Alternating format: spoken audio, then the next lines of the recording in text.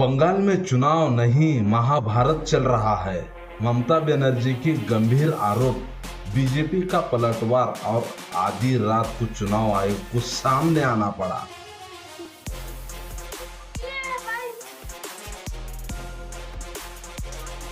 नमस्कार, मैं हूं परशुराम और आप देख रहे हैं खबर और ख्याल।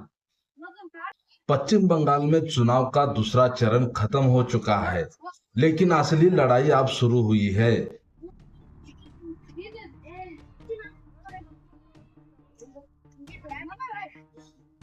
और ये लड़ाई सिर्फ वोट की नहीं, विश्वास की। और देर रात जो घटना सामने आई, उन्होंने पूरे चुनावी माहौल को सियासी महाभारत में बदल दिया।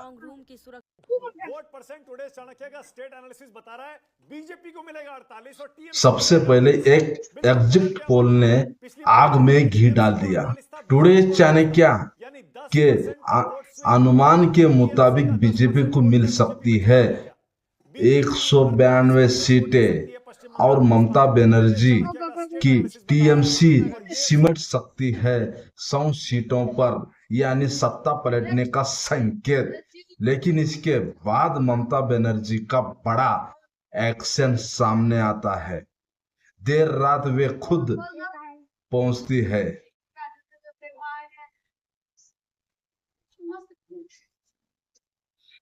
कोलकाता के स्ट्रांग रूम में जहां वीएम मशीनें रखी गई है, और यही से शुरू होता है असली विवाद। ममता बनर्जी का आरोप, उनके एजेंट को गिरफ्तार किया गया। चुनाव आयोग एक तरफा खोया अपना रहा है और वीएम में गड़बड़ी की आशंका है।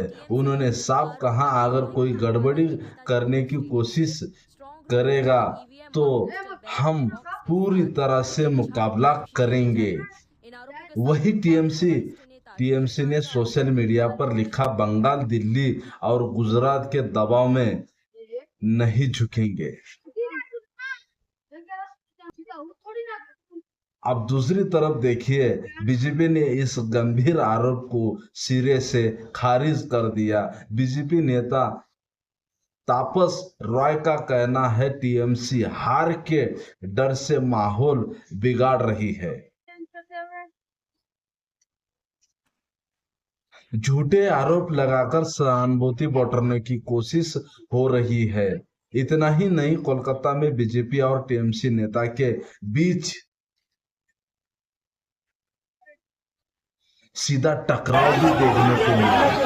टीएमसी नेताओं का आरोप, उन्हें अंदर जाने से रोका गया, लोकतंत्र की हत्या हो रही है। जबकि बीजेपी का जवाब,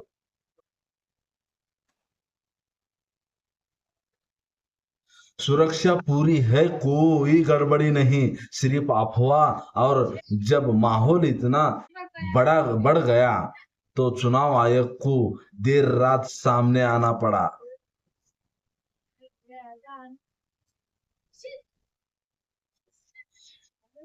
मुख्य चुनाव अधिकारी मनोज कुमार अग्रवाल ने साफ कहा, सभी स्ट्रांग रूम पूरी तरह सुरक्षित है, कहीं भी सीसीटीवी बंद नहीं है।